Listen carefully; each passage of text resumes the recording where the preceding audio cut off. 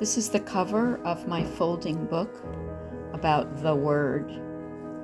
Those who sow in tears will reap with shouts of joy. She who goes out weeping, carrying sacks of seed, will return home with cries of joy, bringing her bundled sheaves. And that's from Psalm 126, 5 and 6. And I love the promise it represents. So this side of the double-sided folding book is based on Isaiah 55, 10 and 11. For as the rain and the snow come down from heaven and do not return there without watering the earth and making it bear and sprout and furnishing seed to the sower and bread to the eater, so will my word be, which goes forth from my mouth. It will not return to me empty, without accomplishing what I desire, and without succeeding in the matter for which I sent it.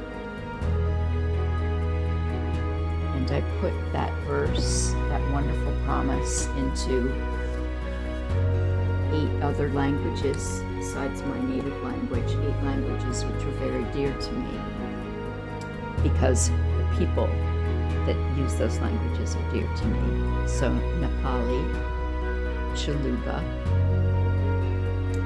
Hebrew, Spanish, and I missed Portuguese.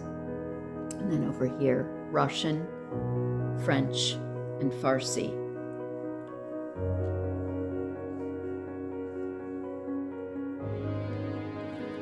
So I'm folding it up to show you the other side.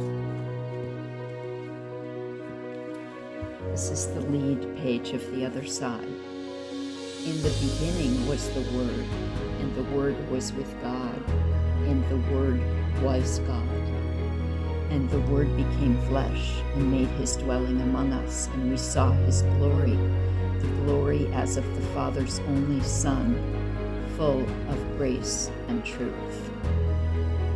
And then there are other references to Jesus' word.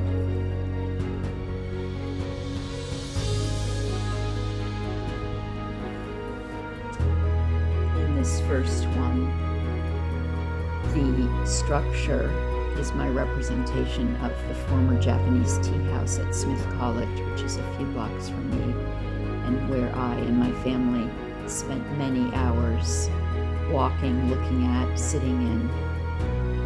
In it, I placed a large tomato, which references not only the time there had been a flood and the island that you can see from the tea house. The island that's in the middle of Paradise Pond was covered in somebody's pumpkins, which had washed down the river from a field in Florence, Massachusetts. The tomato itself represents or references Corita Kent, also known as Sister Corita, who did amazing work with students for years and continued on her own work, screen printing. And she chose for a celebration one year of Mary's Day, Mary, the mother of Jesus, the metaphor of a big, juicy, ripe, perfect tomato. And I love that she used her own contemporary metaphor. It did not go over well, however. And then we have other sections of the Bible, including the one at the bottom, which is the sea, and Jesus preaching by the sea, the parable of the sower, with the seed being the word of God.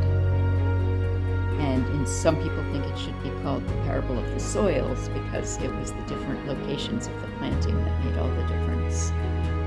And just other passages, including this one in the center. He is clothed with a robe dipped in blood, and his name is called the Word of God, which is about as provocative as you can get in describing Jesus. And I decided to print the paper red, representing his blood, and to put it in the center. And of course, the The bush with thorns is a reference to the crown of thorns that were placed on him when he was being mocked. I decided to try to pull together references to the Word.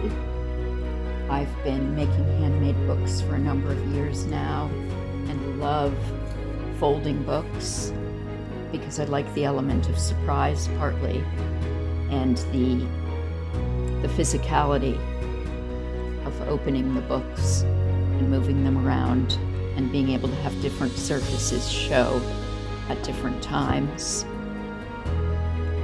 And then I last of all worked on this box, which includes my artist statement.